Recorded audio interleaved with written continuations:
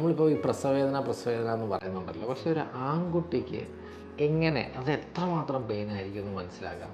പക്ഷെ അതിന് ഞാൻ വായിച്ചതിൽ നിന്നറിയാൻ കഴിഞ്ഞത് നമ്മുടെ ഒരു 4 5 എല്ല് ഒരേ സമയം ഒടിയുകയാണെങ്കിൽ ആ സമയത്തുണ്ടാകുന്ന പെയിനുമായിട്ട് താരതമ്യം ചെയ്യുന്നതാണ് പറയുന്നത്.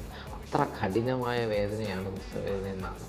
എന്തായാലും അത് അനുഭവിക്കാൻ കേണ്ടി വരാത്തത് നമുക്ക് സന്തോഷിക്കാം അല്ലേ, എല്ലാം ആണെങ്കിലും. പക്ഷേ ഇപ്പം നമുക്ക് ഒന്നെന്ന് പറഞ്ഞതിൻ്റെ ഏറ്റവും മെച്ചം എന്ന് പറഞ്ഞാൽ നമുക്ക് ആ പെയിൻ്റെ ഡ്യൂറേഷൻ ഇപ്പം നമുക്ക് 8 മണിക്കൂർ 10 മണിക്കൂർ ഉണ്ടെങ്കിൽ നമുക്ക് ഈ പെയിൻ നമുക്ക് താത്തി വെക്കാനുള്ള കുറേയേറെ മെത്തേഡ്സ് ഉണ്ട്. അതിൽ ഏറ്റവും ബ്യൂട്ടിഫുള്ളാണ് എപ്പിഡ്യൂറൽ അനാലിസിസ് ചെയ്യുക. നമുക്ക് എപ്പിഡ്യൂറൽ അനാലിസിസ് നമ്മൾ നട്ടലിൽ ജസ്റ്റ് ഒരു കുത്തി വെക്കുകയാണ്, ഒരു മരുന്ന് കൊടുക്കുകയാണ്.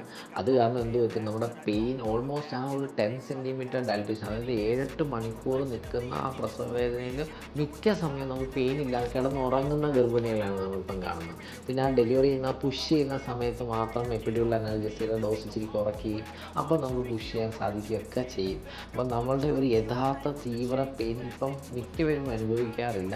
അപ്പം അതും കൂടെ ഒരു ടിപ്പായിട്ട് എടുക്കുക. നിങ്ങൾക്ക് എപ്പിഡ്യൂറൽ അനാൽജസിയെ ചൂസ് ചെയ്യേണ്ടതെന്ന് ഡോക്ടർ ചോദിക്കുകയാണെങ്കിൽ ഒരു തംസപ്പ് കൊടുത്തേക്കും.